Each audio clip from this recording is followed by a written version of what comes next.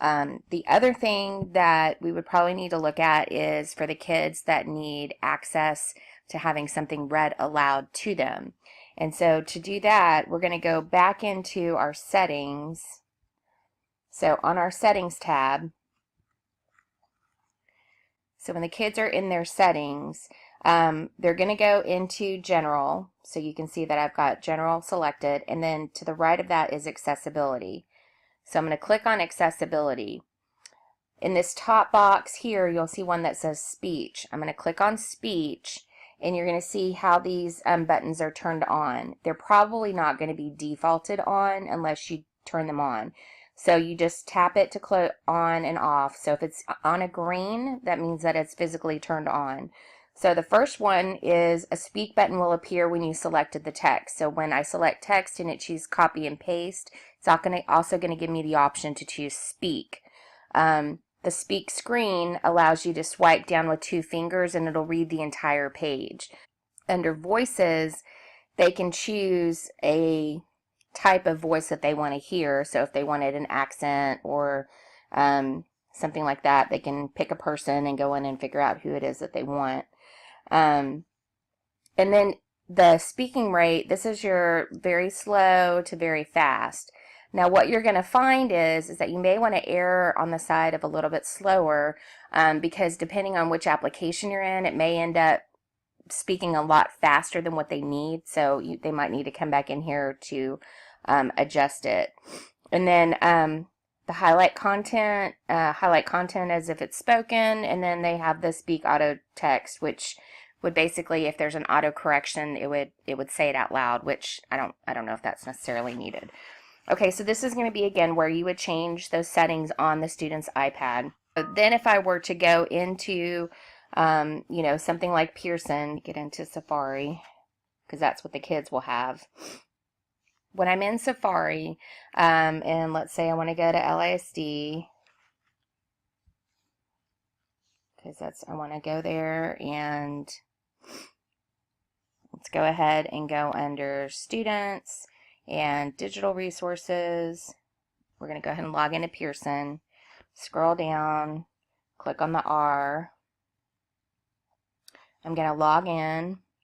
Okay, so then I'm going to go ahead and launch Realize. Well, I'm going to go ahead and go into my programs. I'm going to pick 6th grade because I have multiple to choose from, because this is what we're kind of looking at. So if I just pick a unit, and I'm going to pick a topic and a lesson, and then I'm going to go down and I'm going to pick one of these homeworks, because I think that's kind of where the question is coming from in terms of, can I get it to speak my homework? So then I click Start. Okay, so now that we are actually in Pearson, you have a couple of options to get it to speak.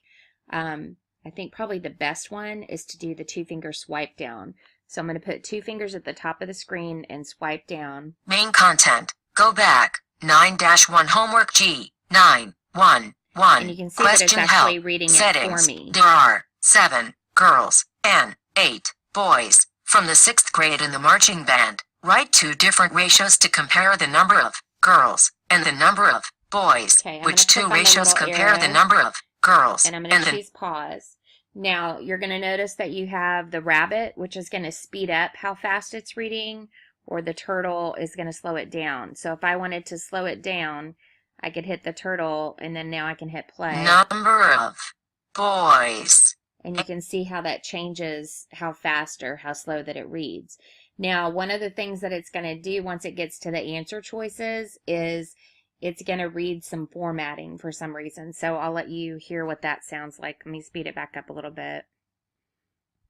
A7 font size decreased by 5. Font size decreased by 5:15. B8 font size decreased by 5. Font size decreased by 5:7.